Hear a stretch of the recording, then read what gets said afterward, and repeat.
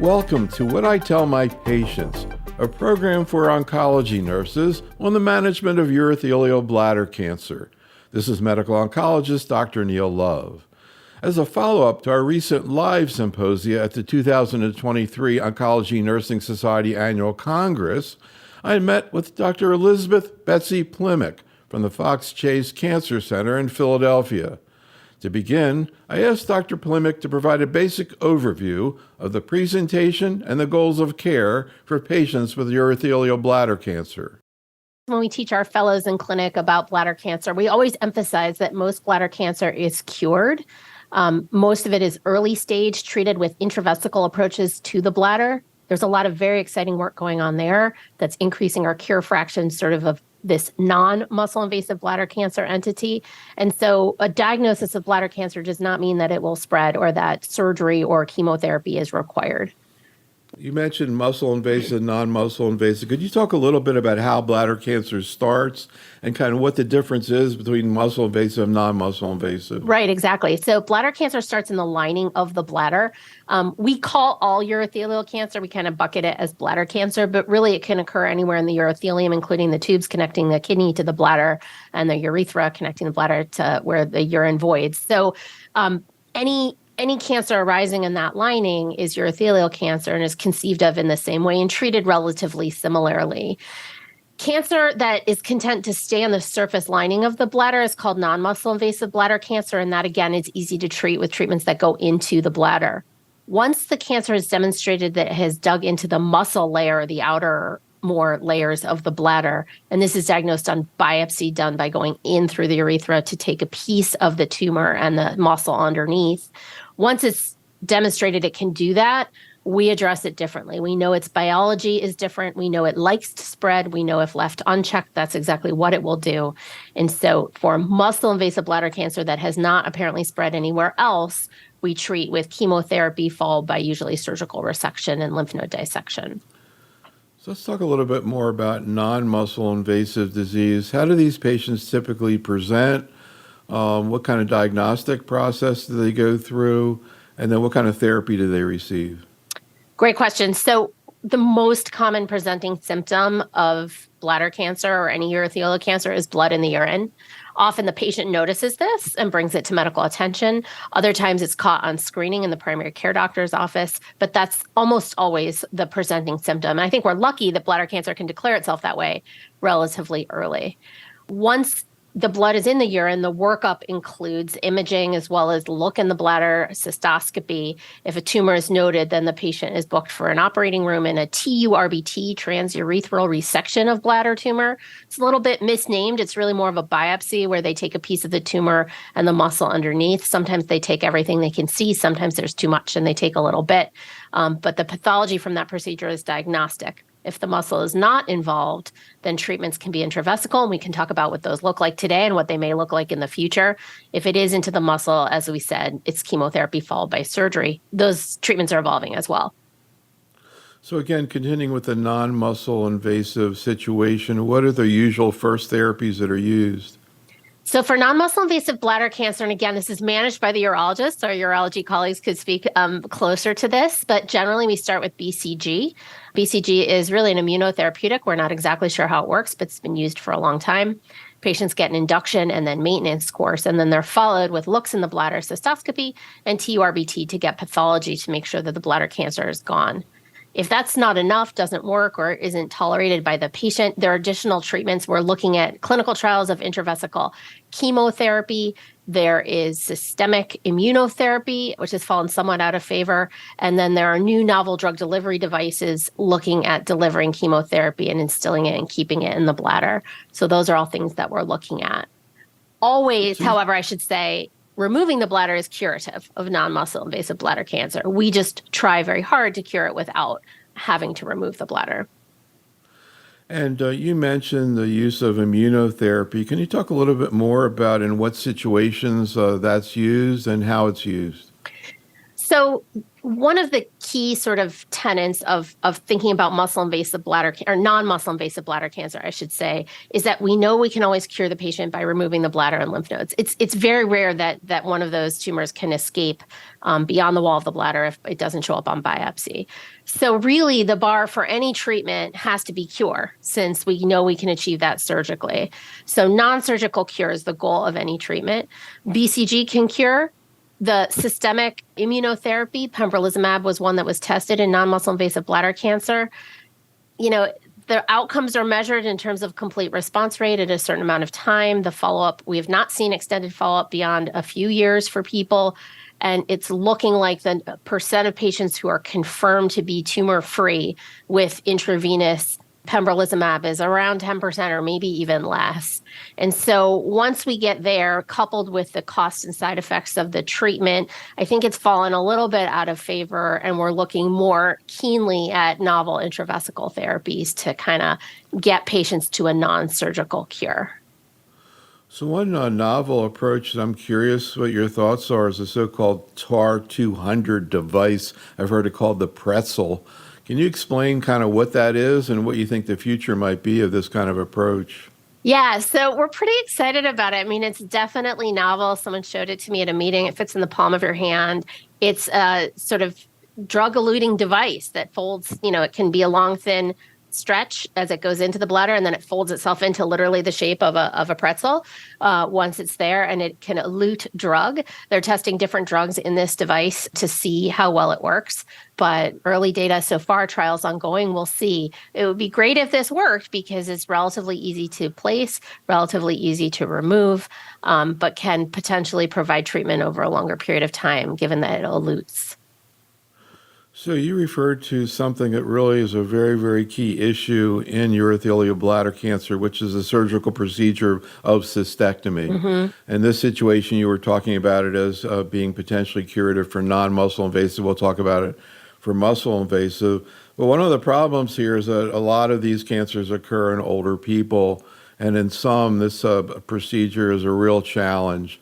Can you talk a little bit about what patients go through who receive a cystectomy, and in what situations you hold back on doing a cystectomy because of the patient's comorbidities or age? Sure. So again, I am not a surgeon. I'm fortunate to practice with an amazing surgical team that, age is just a number to them. They really look carefully at the patient, their comorbidities, the risk factors, cardiac workup, pre-op testing to decide, where to safely proceed with cystectomy. And I should say cystoprostatectomy in men and cystectomy with anterior exenteration in women. It's quite an extensive procedure, as you said.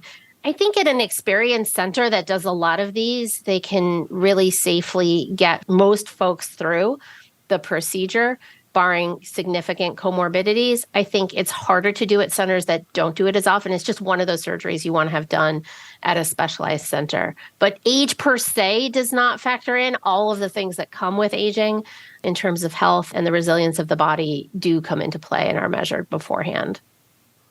What do you and your team see once people get through the procedure? Obviously, as you said, it is a big procedure, so just sort of getting through it is the first step. But in the longer run, what are some of the things that people have to adjust to? So when someone's bladder is removed, the urine has to be diverted in a different fashion. And there are a variety of what are called continent diversions. The most common is an ileal conduit, where there's a bag affixed to the abdomen and the urine is routed out through a stoma in the abdominal wall.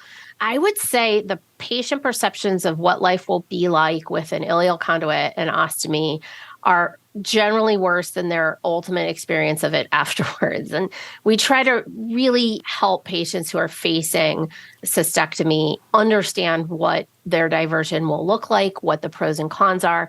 The Bladder Cancer Advocacy Network has a great series of videos of patients talking about their own experiences. We have a patient-to-patient network here, and others do too, where you can speak to people. But the lived experience of life after bladder removal can vary person to person, but is generally better than anticipated, is what I would say. The other benefit is a lot of these folks have struggled with urinary symptoms, irritative voiding, being up all night to use the bathroom, and those go away when the bladder is removed. So I've had more than a few patients say they're really happy to be be rid of it and that it's opened up their life to sort of more flexibility and possibilities. How long in your experience do you see that it takes people to sort of recover just from the surgery itself? So I'm not intimately involved in their surgical recovery. By their first scan at 3 months, they're looking pretty good.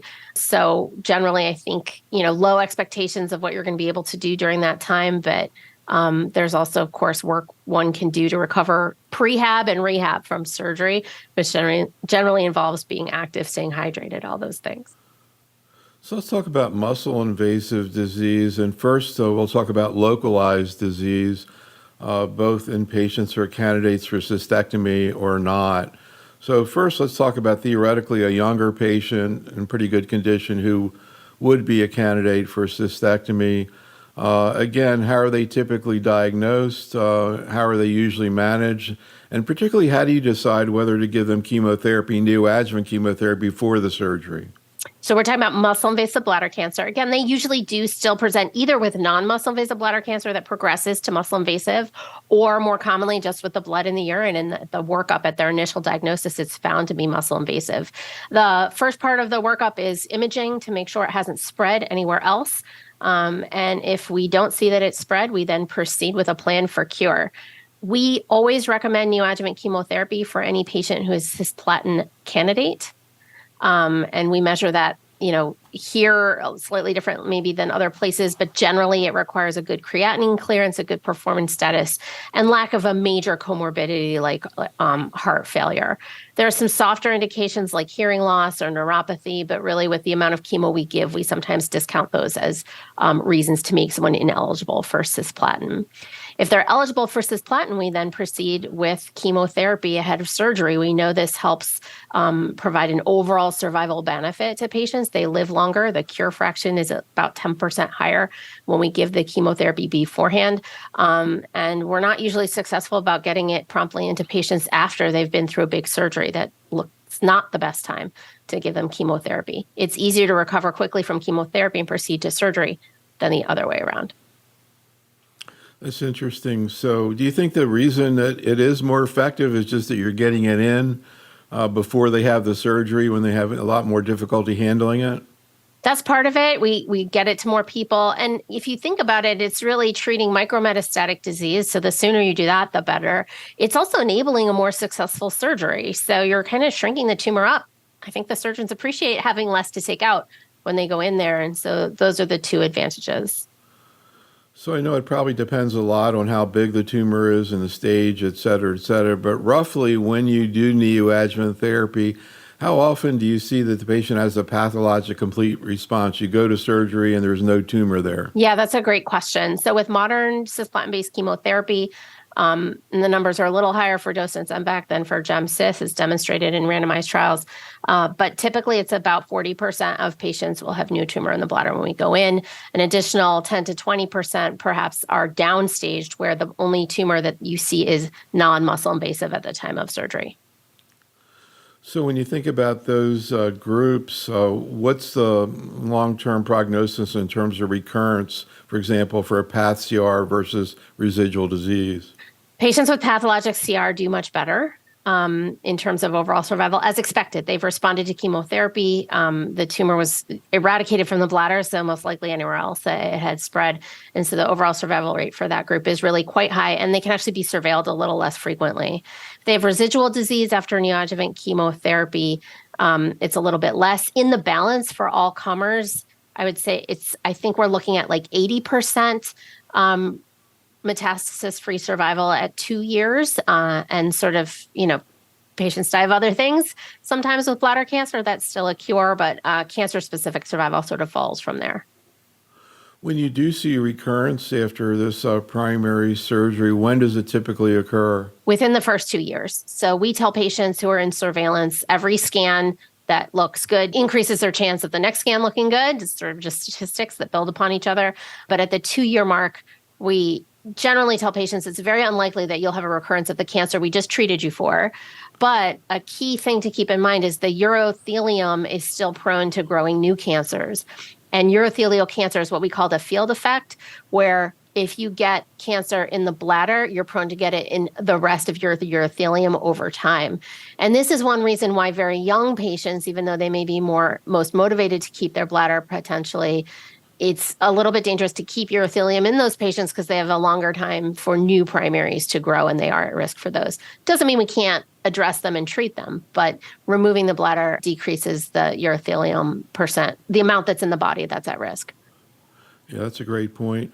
I was going to ask you in the beginning, but I'll bring it up now, the connection between smoking and urothelial bladder cancer. People obviously think about head and neck cancer and lung cancer, but there also is a correlation with bladder cancer.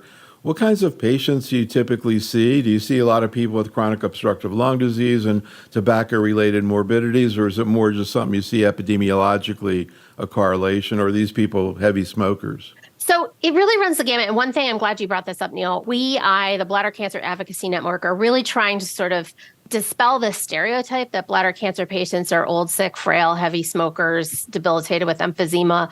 And the reason we sort of want to do that is because it's really been perpetuated. I think there are talks where people say, bladder cancer patients are old, they're frail. They're no more old or frail than our lung cancer patients or head and neck cancer patients. And we go at those diseases aggressively as well. So I think for some reason, bladder cancer patients have gotten this reputation, but truthfully, it's everybody. You don't have to smoke to get bladder cancer. It can be a random event. Most of our patients have smoking somewhere in their history, but many of them quit years ago. So the sort of comorbidity rate with lung disease, it's there. It's relatively low. I would say it's, there for every kind of cancer that hits humans who have a range of comorbidities. So I hesitate to generalize that that's a true statement about bladder cancer patients. I hope we look at each patient individually, their overall health and their issues when making treatment decisions and when sort of assessing them in terms of frailty. I'll also say there are frailty, measurement tools, and there's a whole NCCN guidelines for older patients with cancer. So we have a lot of tools we can use to individualize treatment for our patients across the age spectrum. That's a really great point. Getting back to the better conditioned patient who gets neoadjuvant therapy, goes to cystectomy, one of the most important developments that occurred in the field now has been the use of adjuvant immunotherapy checkpoint inhibitors. We've seen this come into lung cancer, and it's also in bladder cancer. Can you talk about the study that was done, the main study that was done that led to the use of this therapy, but also other studies that were done? There was one in particular that wasn't positive, and how you and other docs go about deciding whether or not to use this therapy. Right. That's a great point. So just a broad statement about adjuvant immunotherapy. So we know immunotherapy is a game changer in the treatment of metastatic disease across some of the diseases you mentioned: head and neck, lung cancer, melanoma, kidney cancer, as well as urothelial cancer. What's fascinating to those of us in the field is there have been many, many, many adjuvant trials of various immunotherapeutic approaches, and none have shown an overall survival benefit yet. So even the melanoma study, which is in its 6th year of follow-up, we're all hypothesizing few events. Maybe people are just doing really well in general. Maybe they're doing well with subsequent therapy. We won't know until the data are released. But we're even behind there in urothelial and bladder cancer. So just to keep in mind, the goal of adjuvant therapy is to increase the percent of patients we cure. I think few people would think that adjuvant is worthwhile just to delay recurrence. We want to prevent recurrence. And to show we're doing that, we're going to have to show an overall survival benefit, which we haven't yet. I can speak specifically to the urothelial studies now if you like, but I think that's an overarching sort of way of thinking about adjuvant immunotherapy studies for the time being. The second the first one reads out positive for OS, we'll all rejoice across disease sites. So can you talk about actually what was studied, what was seen, and now how people are utilizing this treatment? Right. So adjuvant trials so far, we've seen nivolumab, which was tested in a randomized phase 3 trial, a year of treatment versus placebo, I believe. And that showed a relapse-free survival benefit, meaning more people relapsed at various time points in the group that got placebo than the group that got treatment. We have yet to see an overall survival benefit for that drug, but it's FDA approved, and we do discuss it as a standard of care with patients in the adjuvant setting. A similar trial was done with atezolizumab. That was a negative study. There was no relapse-free survival benefit and no overall survival benefit. Those curves were really overlapping. But one of the very interesting analyses done on that was a cell-free DNA, circulating tumor DNA study. looking to see if patients could be identified who are prone to recurrence. And some of those data, while sort of retrospective in nature, indicate that it was the patients with circulating tumor DNA, that cell-free DNA, that got the most benefit from treatment. And so maybe the answer, Neil, is going to be patient selection, which from my perspective would be great. I think for adjuvant therapy in general, we know we overtreat all the people who are already cured with surgery. We're overtreating them. We really want to direct these adjuvant therapies on people destined to recur and try to prevent that from happening. And we're really seeing, particularly in colon cancer, cell-free DNA really utilized in making decisions. I don't think it's really going too far beyond that, but it's being looked at certainly in a lot of cancers, including bladder cancer. We'll talk about the use of immunotherapy later also, but now might be a good time just to bring up some of the toxicity issues that come up. We talked about immunotherapy for non-muscle invasive. Now we're talking about in the adjuvant setting for muscle invasive with nivolumab as opposed to pembrolizumab. But in general, what are the common autoimmune toxicities that you see with these drugs? So we've gotten a lot of experience with these drugs, and I think the community oncologist and the oncology nurse probably knows these very well just because they're used so ubiquitously across various cancers. So that's the advantage. At the beginning, when we were just trying these for the first time, it was a really steep learning curve for all of us. But the most common things we worry about that are non-threatening but common are itchiness or pruritus that can go with rash or not. We see thyroid and adrenal function affected. We treat that with replacement therapy and then continue the immune checkpoint inhibitor. More severe autoimmune reactions that we can see, but that are sort of in the common category, are pneumonitis or inflammation of the lungs, hepatitis, where the liver enzymes bump, and colitis, where there's profuse sudden onset diarrhea. The interesting thing, important thing to know, I'm sure a lot of your listeners know already, is that unlike prior treatments with immune checkpoint inhibitor, if you hit a bad adverse event, holding therapy is not enough to reverse it. So the toxicity will continue unless it's counteracted with steroids. And there are different ways to give steroids. We give them in different scenarios, but it's not something that goes away just by stopping the drug.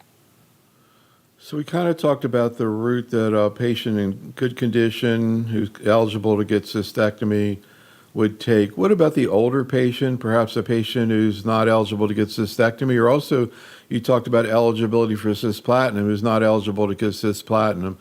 What kind of route can they take? So that's a great question. So we found here at Fox Chase that generally folks are either eligible for cisplatin and surgery or ineligible for both cisplatin and surgery. And the in between, ineligible for cisplatin but eligible for surgery, is a very narrow group. That's just what we found. We've tried to do trials in that group, and sometimes we can do it, but not always. So the alternative for those folks is we don't have a neoadjuvant chemotherapy yet established for those who are cisplatin ineligible. We are looking at immunotherapy, enfortumab vedotin with pembrolizumab. We're looking at all those things, but nothing's there quite yet. So those folks, we tend to recommend chemoradiation for muscle invasive bladder cancer that's at the lower end of the stage spectrum. So no extravesical extension typically, no nodal involvement typically, but patients who are muscle invasive, stage 2, for instance, we give a low dose of chemotherapy to sensitize the tumor in the bladder to the radiation that's given typically every business day over a 6-week period. And is this a curative therapy from your point of view? So yes, it is curative. And in fact, there was a large meta-analysis done and presented at ASCO last year or this year, I lose track, that really tried to show what the difference might be between the two. And it seems that there's a really nice cure fraction with radiation with chemotherapy. There was a randomized trial looking at radiation with chemotherapy versus without, and that showed a benefit to giving it with. But really, the sort of cure percent is what we're interested in, and it can be equivalent. Now, the drawback of radiation is that the bladder is still intact in the body. It's been radiated, and the patient is prone to new cancers growing. In an older patient, that's less of a concern than in a much younger patient. Of course, they have less time, lifespan ahead of them statistically in order, for new cancers to grow. But that's one of the drawbacks. The other is, symptoms. I told you some patients are delighted to have their bladder removed and drain their urine elsewhere because they had so many symptoms from the dysfunctional bladder. There's a slight increased risk of that with radiation. So patients are monitored for that and counseled around that. Now, we talked a little bit about the use of immunotherapy in the patient who gets a cystectomy to try to prevent further recurrence. What about the use of immunotherapy in these patients who are not getting cystectomy, the chemoradiation? Do we know anything about that? We're studying it. We're studying immunotherapy, both neoadjuvant prior to chemoradiation, concurrent with the radiation. I'm not aware of adjuvant studies, although I'm sure they're out there. But right now, no, there's no role for immune therapy in those patients until or unless they develop metastases. So maybe we can move on and start to talk about metastatic disease, but somewhere along the line, and I think this might be a good time, we have to ask the question of the day. We just went at ASCO, we did like 9 programs, and every single one of them, literally, the issue of chemotherapy shortage came up. Yeah. So can you talk a little bit about sort of how that's affecting the management of urothelial bladder cancer, particularly the shortage of both cisplatin and carbo? I know it's sort of different in different parts of the country. Yeah. So bladder cancer has faced a number of shortages. We had a 5FU shortage, which is we use for chemoradiation. We had BCG shortage for a long time, and now we have carbo and cisplatin shortage. I think the sort of take home is global and pervasive across oncology. It's very hard to take a drug that you're used to giving that's a standard of care and figure out a workaround. I think, different institutions are handling it differently. Most, I think, prioritize curative treatment if there's limited supply.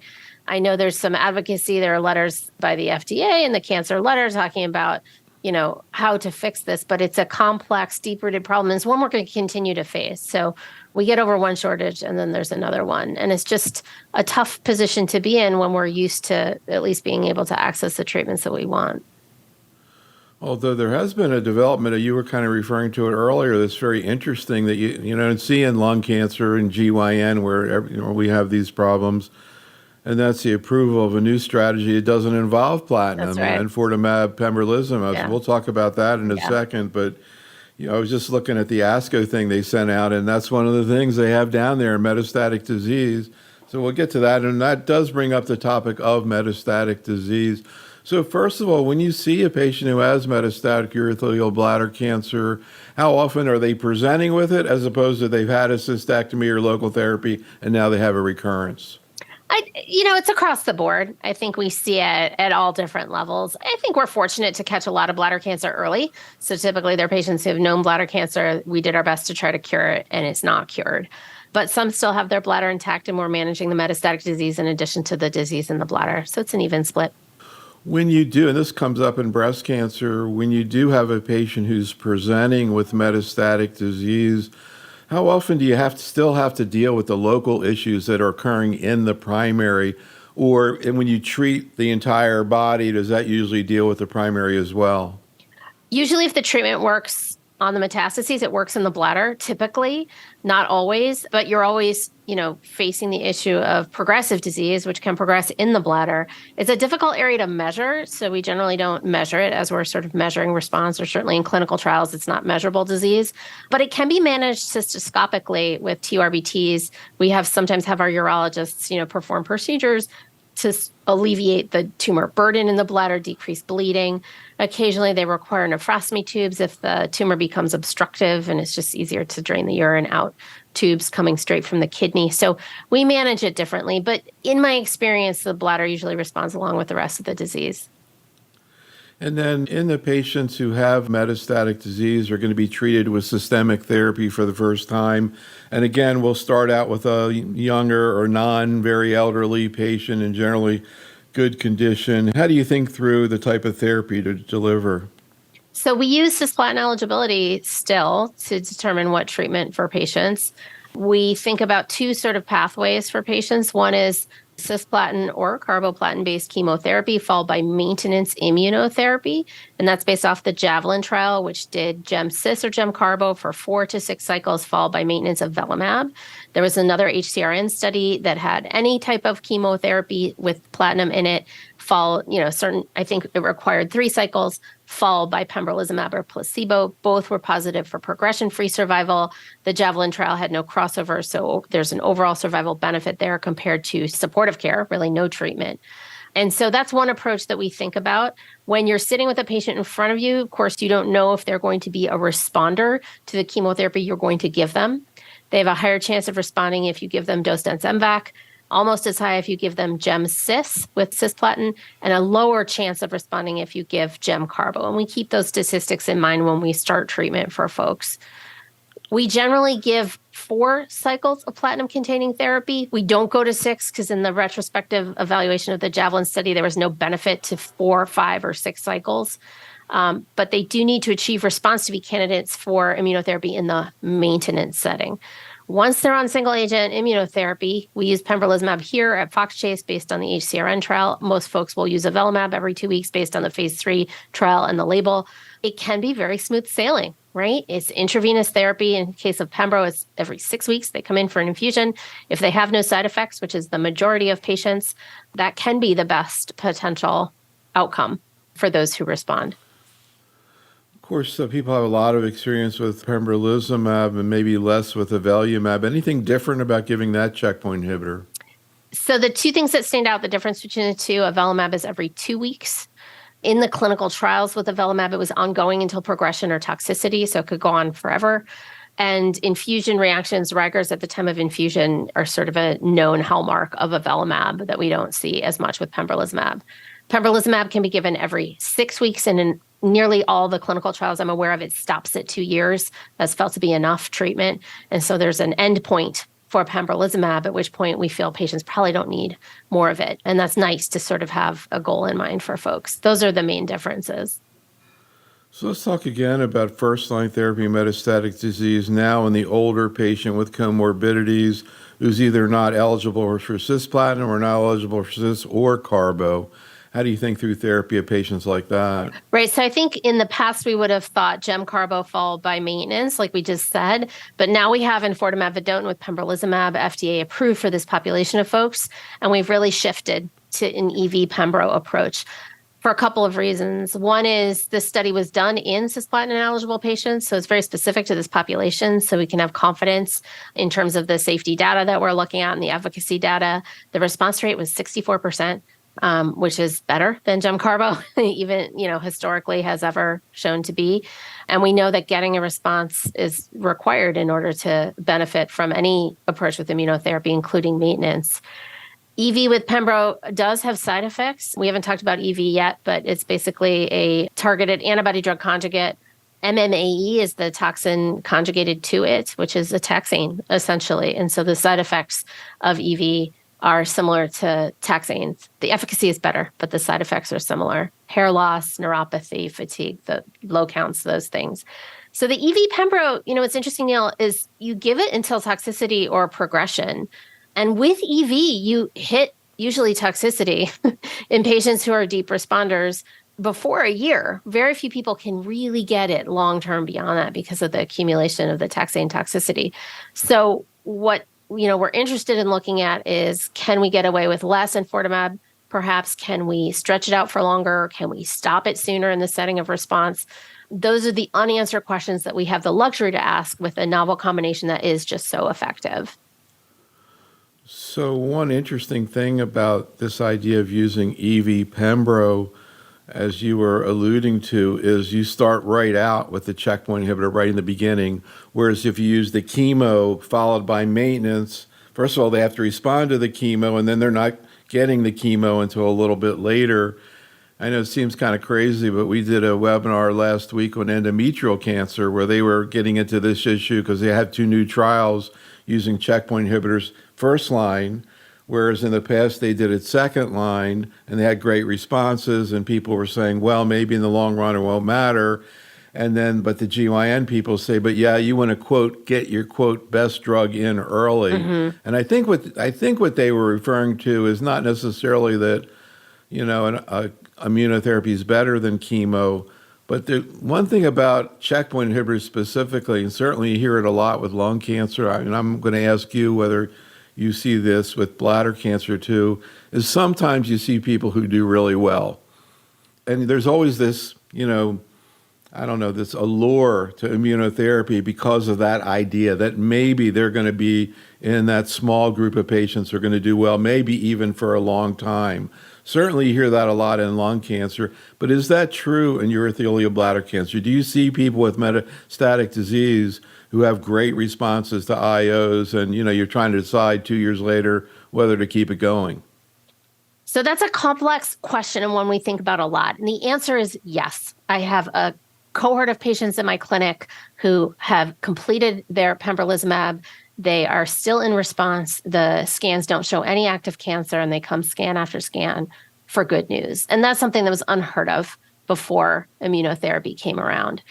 However, single agent immunotherapy is not the way to start anyone with urothelial cancer. We get relatively low response rates, around 30%. We get a lot of primary progression and rapid progression. And so we don't do it anymore. In fact, the label has changed. So it's really not about the best drug. It's about the best strategy. And so you want to start, in the case of urothelial cancer, you need something else to go with the immunotherapy. You need it to be either enfortumab vedotin or priming the tumor in the patient with cisplatin, ideally based chemotherapy. And so, that's the best strategy for long term. The goal is to eradicate the disease and give patients treatment-free survival, meaning we can complete their course of immune therapy, pause all treatment, and they're doing great. And we do see that for a subset of patients. But we also have to pay attention to all of our patients, right? So while a few people will have this amazing response, we know that most won't, and we have to take care of them too. And if we can't cure them, we want to give them the best quality of life for as long as possible. So we don't want to just, for instance, you could argue to just treat everyone with frontline immune therapy, knowing it won't work for the vast majority of people, but it might work for a few, and then they won't need chemo or anything like that. That's essentially sacrificing a lot of our population to a suboptimal therapy for them. So a lot of this is sort of going with the best. I see it as the best strategy to help the most patients. And I think those patients who are destined to have a beautiful response to immunotherapy are going to get there no matter when they get their checkpoint inhibitor. I guess you could argue if someone progresses right through their early chemotherapy and doesn't make it to checkpoint, I don't think those are the patients that checkpoint is going to provide these great outcomes for personally. But ultimately, with our current strategies, patients get their checkpoint and they get it in the right combination at the right time. So you mentioned enfortumab vedotin, and I always refer to urothelial bladder cancer when we're doing programs in other cancers as such a great example of how antibody drug conjugates have come into oncology. We're seeing them in all parts of oncology. First-line therapy, lymphomas now has an antibody drug conjugate, both Hodgkin and non-Hodgkin, and the list goes on and on. You have two antibody drug conjugates that are approved, enfortumab, also sacituzumab govitecan. Also, a lot of people know from breast cancer where it's approved. Can you first talk about your vision of what an antibody drug conjugate is and how you explain to patients what it actually is? Sure. So for patients, I call it targeted chemotherapy, that there's like a novel, antibody that is targeted to the cancer that brings the chemo directly to the cancer where it's brought into the cell and is more effectively administered that way. I do kind of see it that way. Antibody drug conjugates, it's a really cool technology, but really it's dependent on the success of the target interaction, right? This sort of homing in part and the toxin that's tagged to the antibody. So I'm glad we can experiment with different versions of this. And I'm really glad bladder cancer has too. But essentially it's targeted chemotherapy and the side effects are similar to the chemotherapeutics that are, in the payload. And what are the targets with these two drugs, enfortumab and sacituzumab? So enfortumab vedotin is Nectin-4, and sacituzumab govitecan is TROP2, which is tagged to topotecan, and enfortumab is tagged to ABMAE. And then when you look at the, quote, payload, sort of the chemo that is being delivered, and of course, there are a bunch of, I was talking about lymphoma, so, you have brentuximab vedotin, the same sort of last name, so to speak. Right. What do you see based on sort of what the chemo is in the combination in terms of toxicity? For example, what's the toxicity profile that you see with enfortumab? So with enfortumab, the toxicity profile we see is similar to a taxane. Hair loss, cytopenias, fatigue, overtime neuropathy. There's some new toxicities that we see with enfortumab. So glucose issues, rarely, but they can be severe glucose metabolism issues, and rash. especially when combined with pembrolizumab. That's the one place where there's really overlapping toxicity, and the rash can be extensive, can be dose limiting, and can require steroids or novel derm systemic therapeutics. And, actually, if you think about it, even though these are targeted agents, as you say, they're targeted, but they're delivering chemotherapy. So the idea of combining immune therapy and chemotherapy is something we hear a lot about. We do that all the time with lung cancer and a bunch of other cancers. I mentioned endometrial cancer is another example where maybe there's some kind of synergy there.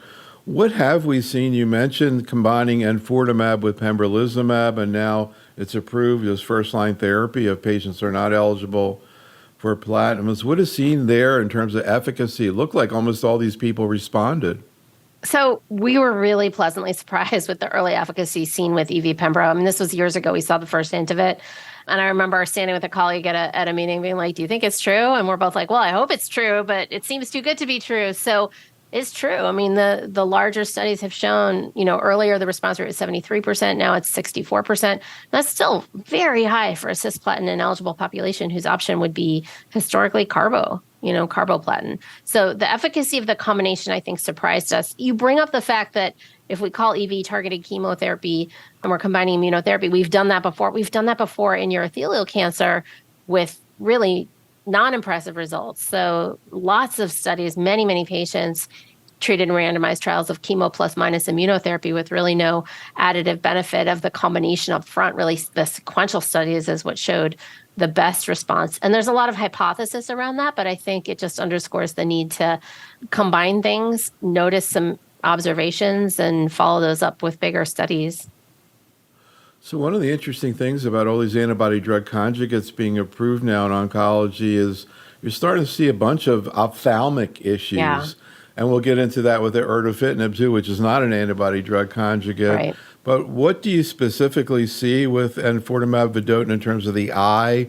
And do these people need to be seen by an ophthalmologist? So for enfortumab vedotin, in the studies, they did have ophtho follow-up, but we haven't really employed that, I would be honest, in clinical practice. We usually check for any issues with visual acuity because truthfully, all the dose mods are based on that anyway, even after ophthalmologic exam. And with EV, we see more irritative symptoms, dry eye, itchy eye, that kind of thing. We treat that with topicals. Right, yeah, that's what I've heard. Also, and again, you see this with other, again, brentuximab, you see peripheral neuropathy. Mm-hmm. What is the nature of the peripheral neuropathy that you see with enfortumab vedotin? When does it come on? What kind of symptoms do patients have, and what do you do about it? So I think it's a standard neuropathy we saw before when we were using paclitaxel. It comes on, sort of deeper into the treatment. Usually it's in patients who are responding because they're the ones you keep on treatment long enough to get it. And it's really tough to manage, Neil. Honestly, we have to hold dose, decrease dose, stretch it out. And we know that ultimately we're still delivering a toxin to the fine nerve fibers of the fingers and toes, and that can, over time accumulate. Again, I think I said we're looking at ways to give less EV. We're doing some investigator-initiated work here at Fox Chase. Dr. Catalia is leading that, trying to see if we can adjust the schedule and still maintain efficacy in patients who are responding to address that very reason that there's no, antidote to neuropathy that's effective, and really it's often just dose limiting.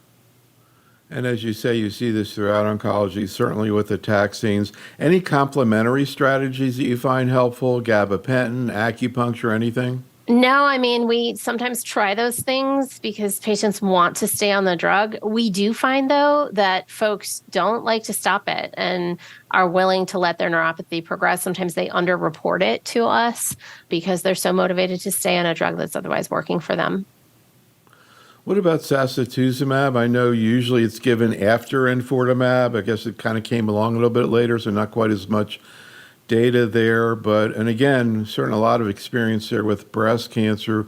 What do you see there in terms of tolerability or complications? So I don't have as much clinical experience with sacituzumab. We did not have it here in trials at Fox Chase. And again, as you said, it's sort of later line in therapy. But by the time we get to it in our standard treatment paradigm that we just spoke to a moment ago, generally the marrow can be suppressed from prior EV or prior chemotherapy. Generally, patients can be recovering from toxicities of those treatments or have more advanced disease. So I think just the population that ends up getting sacituzumab sacituzumab govitecan in the urothelial cancer world tends to be a little bit more challenging. We do see cytopenias that are dose limiting, requiring dose reductions and sort of extending the schedule. And GI toxicity is common as well. We're used to managing that, and we manage it the same way with sort of hydration, Imodium, those sorts of things. But ultimately, I think we probably reduce the dose quite a bit with this drug. So I want to ask you about the other agent, erdafitinib, that's used. But one other thing I would just want to bring up, I was mentioning, the ASCO guidelines that have been circulating now with the chemo shortage. And we were looking at the bladder ones the other day for first-line therapy, and they had as an alternative enfortumab pembro. And we were looking at it and going, well, there's a higher response rate, at least indirectly, Mm-hmm. And why? What about the younger people? Why aren't they getting it? And I guess the trials haven't been done, but do you see maybe that happening? And I guess you could also say almost a non-chemotherapy first-line therapy of metastatic disease, or do you think we'll be with chemotherapy for a long time? So I don't know. Again, I hesitate to call EV non-chemotherapy because the toxin is basically chemotherapy. Right. But yeah, there's no cisplatin in it. And certainly if there's a cis or carbo shortage, you could lean on that. I would say it's safer to swap out EV pembro, and one might do that anyway, based on the FDA approval for cis-ineligible patients. I will say historically in the, years that I've treated bladder cancer, we've sometimes hedged, we get the creatinine clearance back if it's 50 to 60. Maybe we call that patient cis-ineligible if you don't have any cisplatin to give them and you give them EV pembro. Whereas in the neoadjuvant setting where you're going for cure, you would certainly consider that patient cis-eligible. So it's a little bit of a, in the eye of the beholder, sort of shifting definition. But so far, Docetaxel still has returned the highest response rates, 72%. So it's, if you can go that route, it probably is the most data-driven way to go is with cisplatin-based chemotherapy followed by maintenance checkpoint in cis-eligible patients. Based on your clinical experience, I'm just kind of curious how you would compare, let's say, the first 2 months quality of life-wise of cisplatin-based chemotherapy compared to EV pembro. That's a really interesting question. I think it varies patient to patient. I have someone right now on EV pembro with no side effects. I just treated a neoadjuvant patient with Docetaxel. He also had no side effects, and that's the outlier, not the standard. So it's so, variable. I think, no one cares that much about the short-term toxicity because you make it through. You really want the best efficacy at that point. Long-term toxicity becomes a bigger issue, so you're dealing with it for longer. So I would say we don't really think about, which is why I was, had to think when you asked me the question, we don't really think about the trade-offs of short-term toxicity. We really think treat for efficacy and then manage for toxicity as we're going along. That would be how I would answer that. Are there trials actually randomizing younger patients to cisplatin chemo versus something like EV pembro? Ineligibility, the criteria are all more biologic, which is as it should be. So there are some younger patients who are cisplatin ineligible, although truthfully, yes, the older patients are the ones who are less eligible typically for cisplatin. But absolutely, there's extreme enthusiasm for EV pembro, and we're looking at it in a variety of settings, including cisplatin eligible. So final thing I want to ask you about is erdafitinib. I mean, you guys have everything there, every type of therapy available, it seems. I'm going to ask you about another one I just read about, but first let's talk about erdafitinib, what it is, and in what situations you use it. Sure. So erdafitinib is an FGFR inhibitor for urothelial cancer. It requires an FGFR alteration. So the main change in practice that erdafitinib has brought is that we sequence everybody pretty early in their metastatic course so that we know if erdafitinib is going to be an option for them down the road. Specific FGFR mutations qualify the patient for erdafitinib. It's an oral treatment, and it does have side effects. Some of the pronounced side effects are hyperphosphatemia, high phos. You have to manage that, watch it, dose adjust for it. Very common. These folks we do send for ophthalmologic exams monthly for central serous retinopathy, which can occur with the drug and can be dose limiting. And one of the tougher ones is skin toxicity with rash and paronychia, where you have irritation and infection of the nail beds and patients can lose their fingernails. So it's a tough drug to give. The dosing is a little cumbersome with the different strengths, but we end up dose reducing, I think, most patients. We often talk about, in the patient who's had their immunotherapy and their platinum-based chemotherapy, do you go for EV or erdafitinib in the patient with the appropriate mutation for erdafitinib? And generally, my practice is to go with EV first. It seems more effective. It's a little bit more manageable in our hands in terms of side effects. And it seems to have, at least in my practice, some durable responses even after stopping therapy, which are nice to see. Erdafitinib requires more frequent dosing and is difficult to sort of achieve response after you have to stop it. Anything else you want to say about this topic that we haven't talked about today? Anything that you're excited about for the future? Also, maybe you can kind of put in perspective where we are today compared to 5 or 10 years ago, because it wasn't that long ago that when we did programs, there wasn't that much to talk about. Now you can barely get through this topic in an hour. And you kind of put things in perspective and where you see it heading. I'm so glad you asked that. I feel so fortunate to have had a career in bladder cancer that spans the last decade and a half that it has, because as you said, we went from very limited options, very short prognosis, to the occasional, very durable response, which we never saw before, and average overall, median overall survival numbers and landmark overall survival numbers that we could never have dreamed of. So this is amazing. And I love that we're also now really thinking about how best to use these agents, right? It's not just which is better, but what sequence leads to the best, what combination should, sometimes we shouldn't combine them, sometimes we should. And so I do think the field is asking a lot of the right questions. I wish we didn't repeat the same study with every different immunotherapy. I think a lot of patients volunteer for these studies and with questions we could answer sort of more efficiently, but that's a pipe dream. I think that I'll always continue that way. And the one thing I'd love to say to your listeners is now that we have effective treatments for bladder cancer, even though our patients on average are older, each patient is an individual. Age is just a number. We should not be selecting therapy based on how old someone is. We have tools to use to see what they're eligible for. Cisplatin eligibility is the first one. We have frailty schedules to see, frailty tools to see who can tolerate cisplatin and who can't, who can tolerate carboplatin and who can't.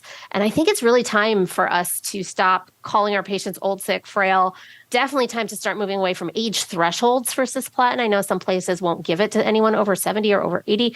We need to look at every patient as an individual and really take the sort of lessons learned from our geriatric oncology colleagues to bring to bear for our older patients. This concludes our program. Special thanks to Dr. Plimack, and thank you for listening. This is Dr. Neil Love for What I Tell My Patients.